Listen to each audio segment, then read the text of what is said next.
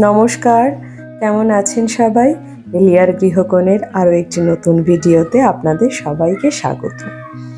বহু বছরের একটা স্বপ্ন আজ পূরণ হয়েছে। অনেক দিনের ইচ্ছা, অনেক দিনের শখ, স্বপ্ন সবই যা খুশি আপনারা বলতেই পারেন। তো পূরণ হয়েছে। দেখুন, সব কিছু তো আর একবারে সম্ভব হয় না মানুষের পক্ষে। অল্প অল্প অল্প অল্প করে সমস্ত স্বপ্ন, সমস্ত শখ, সমস্ত ইচ্ছা পূরণ করতে হয়। তো আজ আমার একটা স্বপ্ন পূরণ হয়েছে। কি সেটা অবশ্যই আপনাদের সাথে শেয়ার করব। গণপতিজি অনেক দিন আগে থেকেই আমার ঘরে বিরাজিত। তো ওনার বাহন এই মূষক রাজ আজ এলেন আমার ঘরে। গণেশ চতুর্থীর আগেই উনি এসেছেন। তো খুব ভালো লাগছে, যার জন্য ভাবলাম ওনাকে আজকেই আর কি বসিয়ে দিই। তো দিনটা আজ তো রবিবার, মঙ্গলবার, বুধবার হলে ভালো হয়। বুধবারের আমি গণেশ পুজো করি। তো আমি আর দিনক্ষণ দেখিনি, সত্যি কথা। উনি এসেছেন, আমি ওনাকে আজ অভিষেক করে বসিয়ে দিয়েছি। আমি না অত নিয়ম কানুন জানি না পুজোর। আমার যেটা মন থেকে মনে হয়, আমি শ্রদ্ধা ভরে ভক্তি ভরে সেটুকুই করি। ভগবান আশা করি তাতেই তুষ্ট থাকবেন। উনি জানেন আমি কেমন, আমার ভিতর কেমন। আমি মন থেকে ওনাকে আরাধনা করি। আমি প্রত্যেক বুধবার করে গণেশের অভিষেক করি, পুজো করি।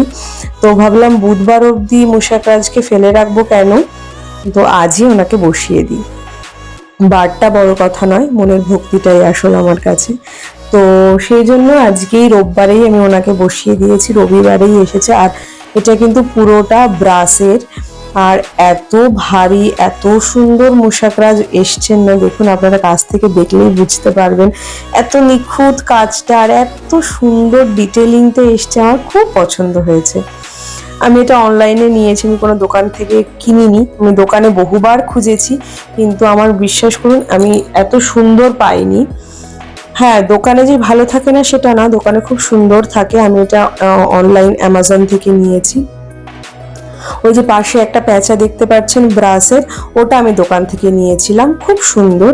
তো এই মূষকটাও আমার ভীষণ পছন্দ হয়েছে, আর এত হেভি, এত ভালো না লাগছে। তো মেয়েরা কিছুক্ষণ একটু খেলে টেলে নিল এটা নিয়ে, তারপর আমি স্নান করে এটাকে বসিয়ে দিয়েছি অভিষেক। দেখুন এবার আমার গণেশের একদম ছোট্ট সিংহাসনটা পরিপূর্ণ লাগছে, ভীষণ ভালো লাগছে। গণেশজি ছিলেন, ওনার ওই মূর্তির সঙ্গেই যে ছোট্ট একটা মূষক আছে সেটা আছে, সেটা তো আর দেখা যাচ্ছে না, খুবই ছোট্ট, বোঝা যায় না কাছ থেকে ভালো করে না দেখলে। তো আমার একটা আলাদা মূষকের এরকম বিগ্রহ নেওয়ার ইচ্ছা ছিল, বহুদিনের ইচ্ছা, বহুদিনের শখ, আজ সেটা পূরণ হলো।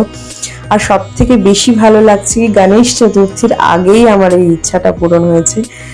হাজব্যান্ডকে বলেছিলাম, তো একবার বলাতেই, তার জন্যই এটা সম্ভব, একবার বলাতেই সে অর্ডার করেছে, সে এনে দিয়েছে আমাকে। তো এই ব্রাসের গণেশজিও আমার কাছে রয়েছে অনেক দিন ধরে, আর এটাও এসে গেল, খুব ভালো লাগছে। আমি গণেশ চতুর্থী করি, বহু বছর ধরে করি, তো ওই জন্য আরো বেশি ভালো লাগছে। আমি আমার মতো করে করি, আমি অত নিয়ম কানুন জানি না। চন্দনের অভিষেক করতে হয়, লাল চন্দনের তিলক, আমি লাল চন্দন দিয়ে তিলক করে নিয়েছি। আর নর্মাল যেরকম আর কি পুজো করি রোজ, সেরকমই পুজো করি।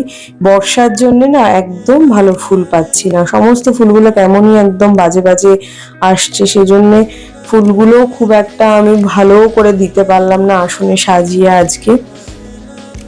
আর এই যে আমার ঘরেই ছিল আমার ভোলা মহেশ্বর, এটা আমার বহু বছরের ভোলা মহেশ্বর। আমি যখন স্কুলে পড়তাম ক্লাস 12-এ, তখন আমাদের পাশের বাড়ির এক কাকিমা, আমরা 3টে মেয়ে ছিলাম একটা পাড়ায়, ওই কাকিমা গেছিলেন কেদারনাথ, তো ওখান থেকে আমাদের 3টে মেয়ের জন্য এই ভোলে বাবাকে এনে দিয়েছিলেন।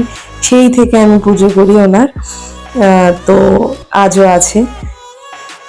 তো এক একজনের এক একটা স্মৃতি, এক একটা, এই পুজো করলে না তখন কাকিমার কথা মনে পড়ে।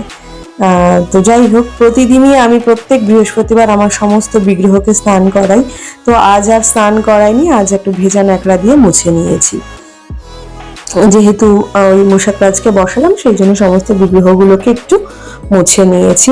আমি আমার মতো করে পুজো করছি। আপনাদের হয়তো আমার নিয়ম কানুন দেখে মনে হবে যে কোনো নিয়ম কানুনই করছে না এলিয়া, আমি আগেই বললাম আমি অত সত্যি নিয়ম জানি না, আমি মনের অন্তঃস্থল থেকে ঠাকুরকে ডাকি, ভক্তি ভরে প্রার্থনা করি, আশা করি উনি থাকবেন আমার চলার পথে, ওনাদের কৃপাদৃষ্টি আমার সংসারে থাকবে।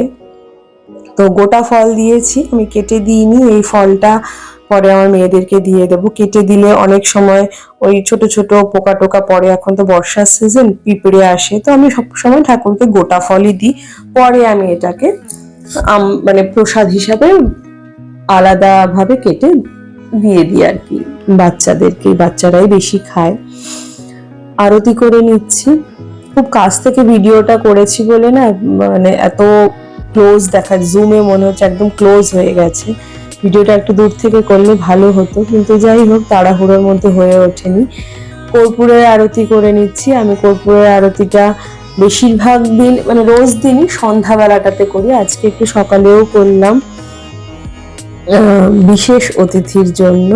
তো এই আরতিটা আমি সারা ঘরে দেখাই, একটু সারা ঘরে দেখিয়ে নিয়ে এসে তারপরে আপনাদের সঙ্গে আবার কথা বলছি। এতে না খুব পজিটিভ একটা এনার্জি পাওয়া যায়, আমি বিশ্বাস করি। কর্পূরের আলো বা তাপ ঘরে ছড়ালে নেগেটিভিটিটা যেমন দূর হয়, পজিটিভ জিনিসটাও ভীষণভাবে বাড়িতে ঢোকে, অ্যাট্রাক্ট করে। তো আমি এইটা রোজ সন্ধ্যাবেলা আমার ঘরে আমি দেখাই। কর্পূরের শুভ আরতিটা আপনাদের জন্য। মঙ্গল হোক, সবার ভালো হোক, ঠাকুর সবার মঙ্গল করুন, ভালো রাখুন সবাইকে। সবাই ভালো থাকবেন, সুস্থ থাকবেন। আজ এই অবধি, আবার দেখা হবে অন্য কোনো দিন, অন্য কোনো ভিডিওতে। আমার ভিডিওটা যদি আপনাদের ভালো লেগে থাকে তাহলে লাইক, শেয়ার, কমেন্ট অবশ্যই একটু করে যাবেন।